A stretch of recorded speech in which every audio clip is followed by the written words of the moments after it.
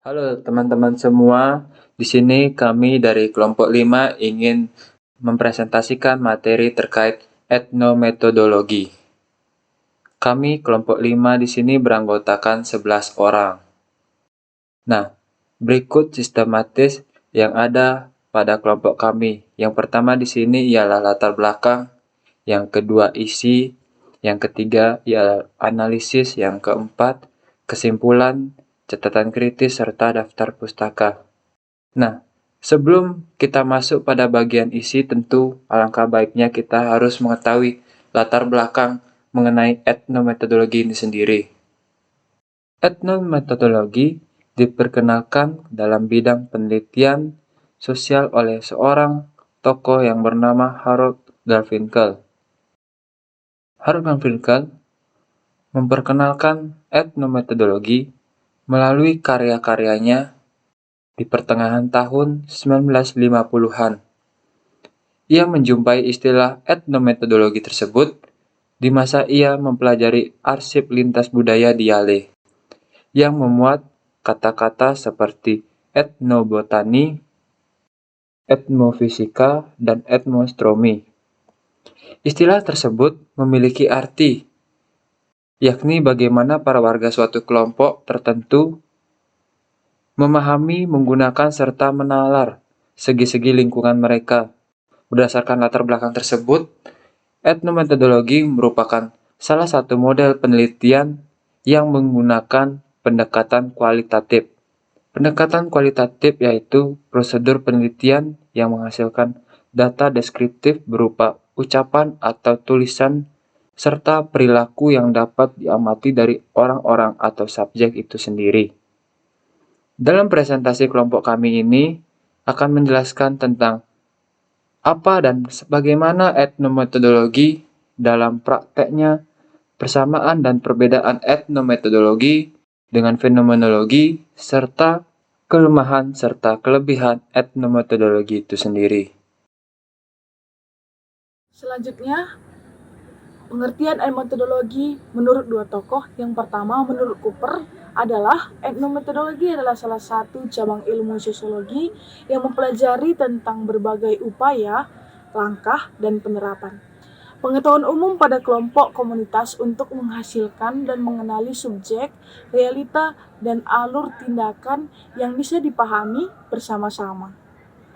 Selanjutnya, menurut Harold Garfinkel, metodologi adalah mensyaratkan upaya mendeskripsikan dan memahami masyarakat dalam kehidupan sehari-hari, misalnya bagaimana pola interaksi, cara berpikir, perasaan mereka, dan cara bicara mereka. Dan metodologi sebagai suatu kajian empiris yang dapat berdiri sendiri sebagai penelitian kualitatif, memfokuskan pada kesadaran, persepsi, dan tindakan. Selanjutnya adalah tujuan khusus dan tujuan umum dari etnometodologi. Tujuan khusus dari etnometodologi adalah untuk memahami pandangan hidup atau struktur sosial dari sudut pandang masyarakat melalui kehidupan mereka sehari-hari.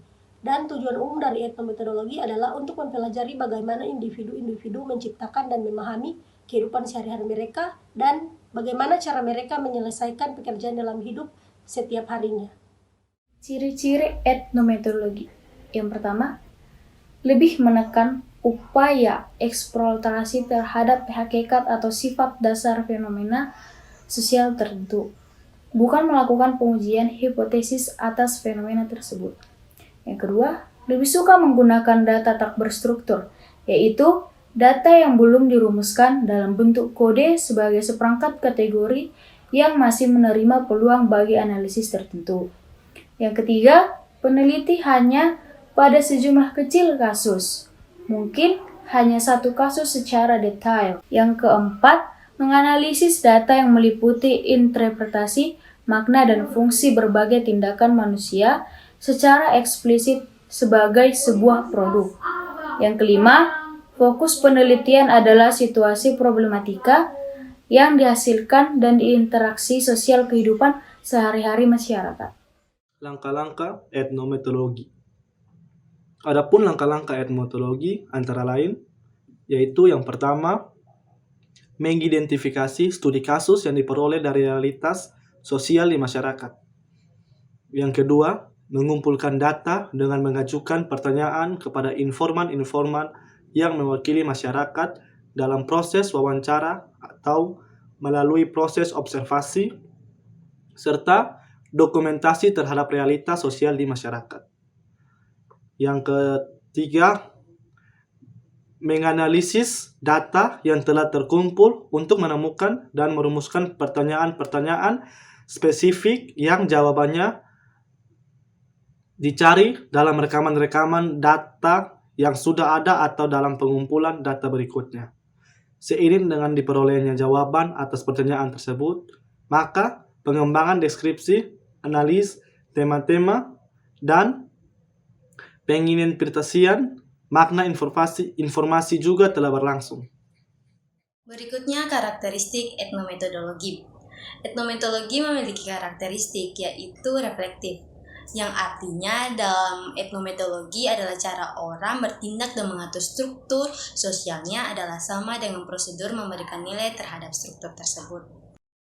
Baik, selanjutnya saya akan menjelaskan etnometodologi dalam praktik. Berdasarkan penelitian dalam jurnal yang terlihat dalam PowerPoint, penelitian ini bertujuan untuk mengungkap dan mengetahui makna di balik pola pemasaran retail tradisional, sikap pelanggan atas penerapan pola tersebut, dan lebih dalam menganalisis interaksi antara retail tradisional dengan pelanggannya, serta mempelajari norma-norma subjektif yang terjadi dalam pola pemasaran tersebut.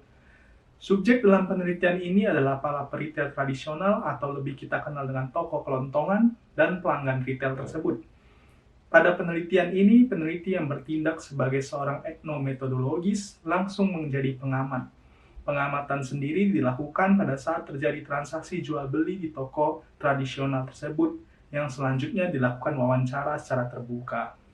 Pemilihan metode etnometodologi dianggap mampu mendeskripsikan nilai hidup yang dipahami oleh masyarakat pedesaan Kediri yang setiap harinya melakukan transaksi jual-beli, sehingga pelaku usaha retail tradisional atau toko kelontongan di pedesaan Kediri tetap eksis di tengah perkembangan toko-toko modern seperti minimarket, department store, dan supermarket.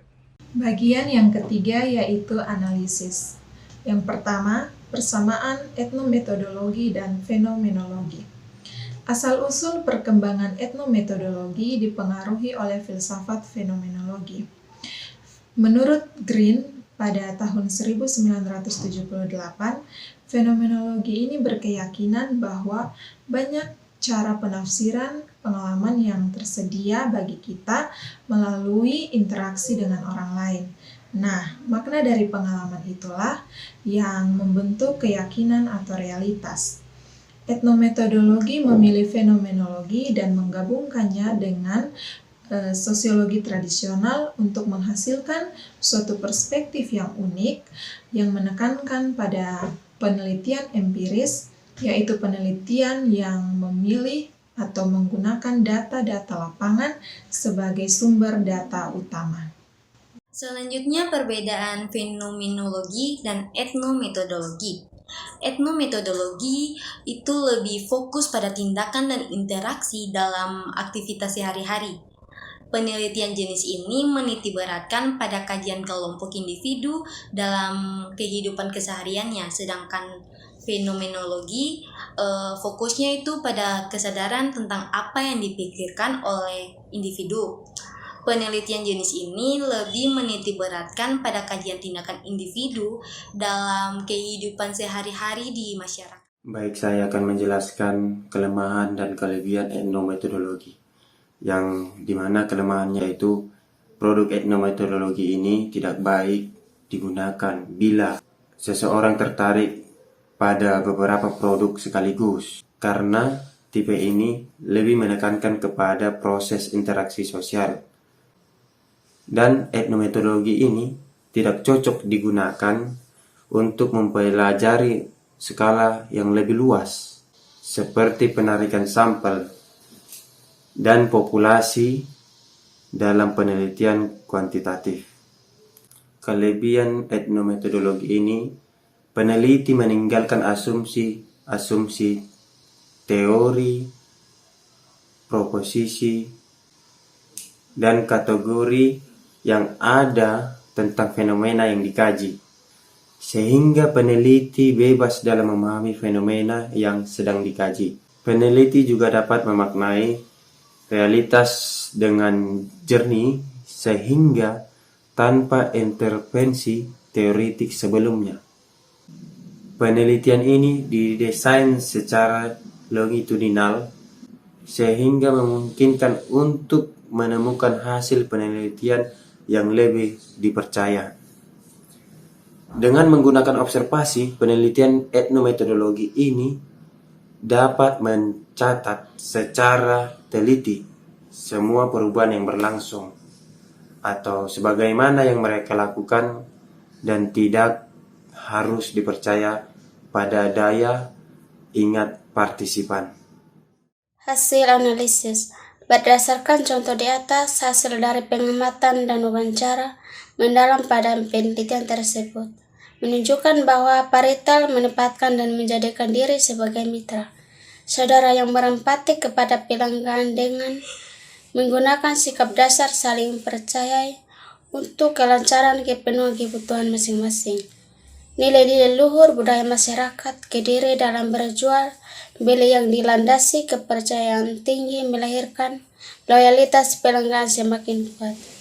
Ibu Pua dan Ibu Lis selalu memfirmankan dalam penelitian ini mengakui bahwa yang menjadi pelanggannya adalah saudara mereka sendiri, bagi yang mempunyai hubungan darah maupun bukan, sehingga empati, keinginan menolong yang lemah, dan sikap-sikap tradisional sering mereka lakukan. Sebagai contoh, belanjaan tetap diberikan meskipun uang yang dibayarkan pelanggan itu kurang.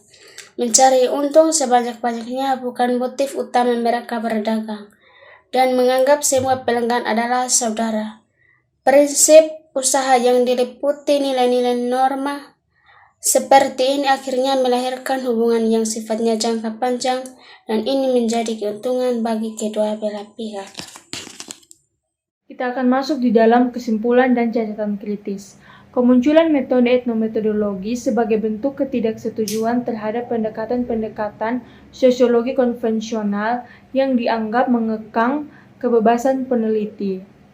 Penelitian konvensional selalu dilengkapi dengan asumsi, teori proposisi, dan kategori yang membuat sang peneliti tidak bebas dalam memahami kenyataan sosial yang dinamis. Etnometodologi ditujukan untuk memahami mengenai tingkah laku sekelompok masyarakat dalam memahami dan mendefinisikan tentang kehidupan mereka. Catatan kritis dari kelompok kami, etnometodologi tidaklah selalu mengacu pada suatu model atau metode pengumpulan data pada saat peneliti melakukan penelitian di lapangan, akan tetapi lebih merupakan arah kemana problematika penelitian itu tertuju. Dengan demikian, etnometodologi mengacu pada studi mengenai bagaimana seseorang individu dalam suatu komunitas bertindak dan bertingkah laku, serta berusaha memahami kehidupan sehari-hari aktor yang diteliti.